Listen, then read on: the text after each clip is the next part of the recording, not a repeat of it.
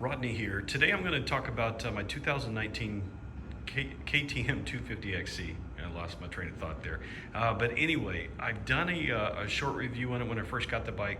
I actually have about 30 hours on the bike now, so it's going to be a little bit of an extended review. Kind of talk about some of the things that I really love about the bike, some of the things that I did to what I think makes it better, and see if that helps anybody out there in their kind of process to try to find the perfect ride. In case anybody's wondering, the flooring that I have here, it's race deck. They're called flow-through tiles. I got it through Garage Flooring LLC. It was $2.69 a square foot. So if anybody has any questions about it, I'd be more than happy to help out. Just send me a comment. So here, let's talk about the bike.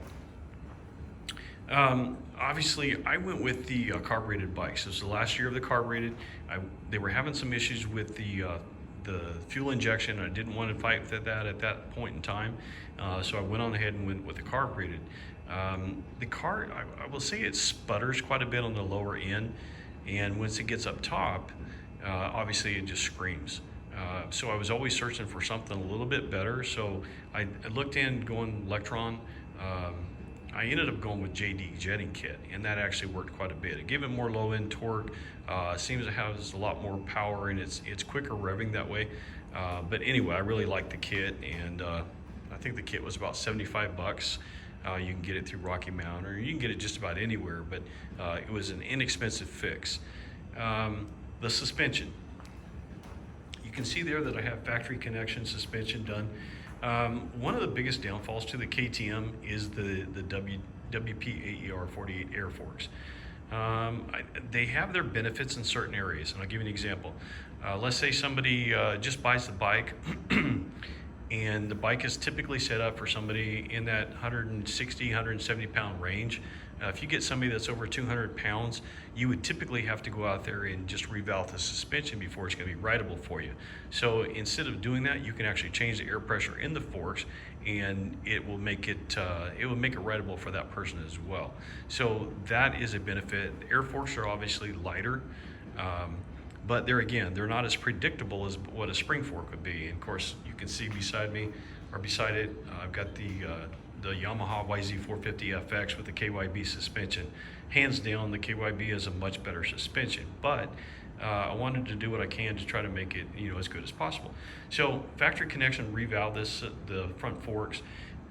They put in what they call a performance kit, and what it does is it really softened it up on the initial part of the stroke, and obviously that is the issue that most people have, is that the first initial part of the stroke, whether it be stiction or whether it be just the crust as they talk about, it just is really harsh in the very beginning. Here in Oregon, we have to have a spark arrestor, and so I went with the FMF Turbine Core 2.1. It does have a spark arrestor in it, and I think that kind of opens it up, makes it a little easier for higher revving, and so I like the performance of that as well. I'm running Dunlop MX53 tires, both front and rear. Tires are subjective, and I'm not going to get into that because everybody will debate what I have to say anyway. But these MX53 tires, not the best as far as the single track, enduro type, but they are great when it's hard packed. And so the MX53, I think, is a great front tire. The rear tire is good in, like I said, hard pack. Maybe struggles a little bit on the rocky terrain. So, that's just my opinion. What else have I done? Oh, let's see if you can see it here. There we go. I have a Honda Progressive steering dampener inside there. Right Engineering makes a kit, and it's a bracket that goes around the top. I don't know if you can see it up there, but that holds the Progressive steering dampener. One of the big issues that I had, the KTM is a great turning bike, but it can be a little twitchy at times as well. And so when I was doing off-road and in the trails, I had an issue with the front end just kind of wanting to it would either tuck on me or it maybe try to climb out of the ruts, if it hit a rock or something. And so by putting that dampener on it, that made a huge difference, and I really like that. On the other side of the bike, actually I'm probably going to go back around, put primary drive, sprocket and chain on there, put the TMD TMD factory edition chain drive, or chain block I should say. What else have I done? Went with the ODI lock-on grips. Of course, they come with ODI grips.